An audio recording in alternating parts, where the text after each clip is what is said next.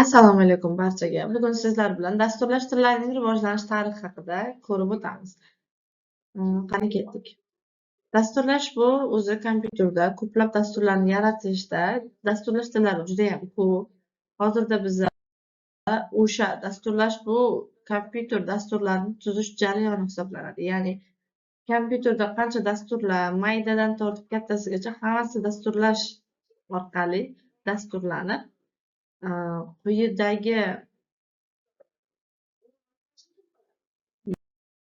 elektron hisoblash mashinalari rivojlanish tarixi misol uchun ko'rishimiz mumkinki, dasturlash tillari harflardan, nuqta, virgullardan, yana boshqa narsalardan iborat bo'lishi mumkin. 1945-yilda misol uchun Ehem avlodi 30 tonna inek deyapti. Hozir shuni yaratganki, bitta lampali mashinalar yaratishgan. Bu ham dasturlash tillariga kiradi. Assembler, ya'ni bular kodlar deb ataladi. Kodlar va so'zlar. Fortran, Algol, Cobol, ya'ni run, list, input, print, save, load, end va quyidagi ikonkalar dasturlash tillarining Pythonga juda ham kerak bo'ladi.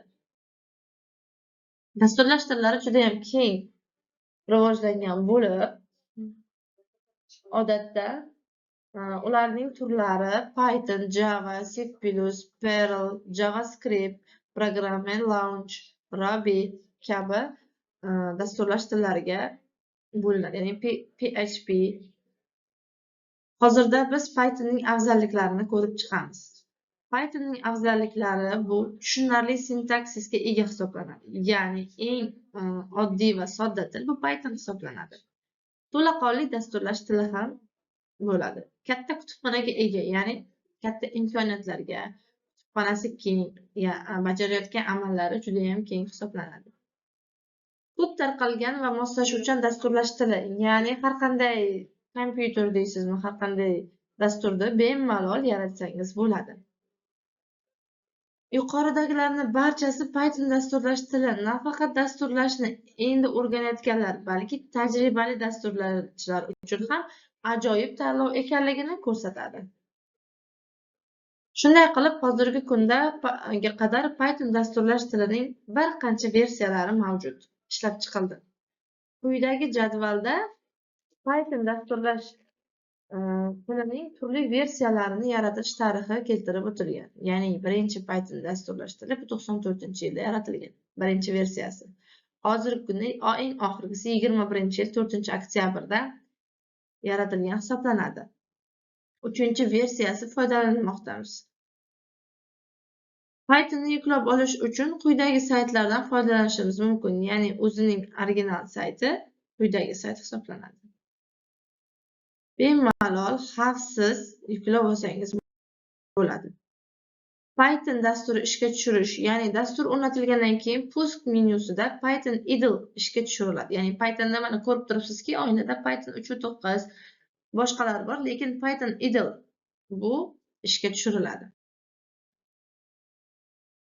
Interaktiv rejim va ssenariyli rejim dasturlash muhiti, ya'ni ssenariyli rejimda dasturning kodini kiritasiz.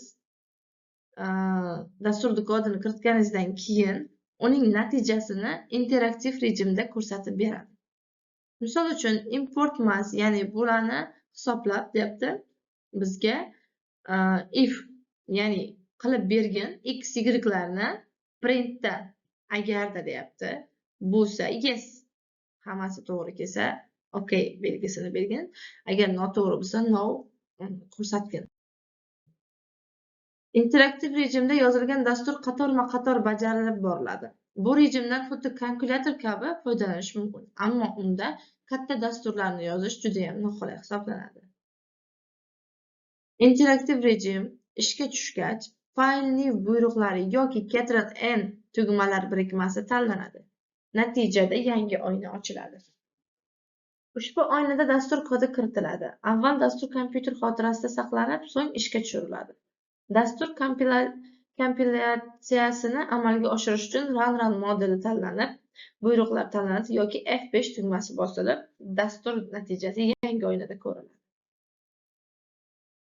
Ko'rinib turibsizki, translyator dasturni kompyuter tiliga o'tkazish, kompilyator bu dastur kodini to'laligicha o'qib, mashina kodiga o'giradi.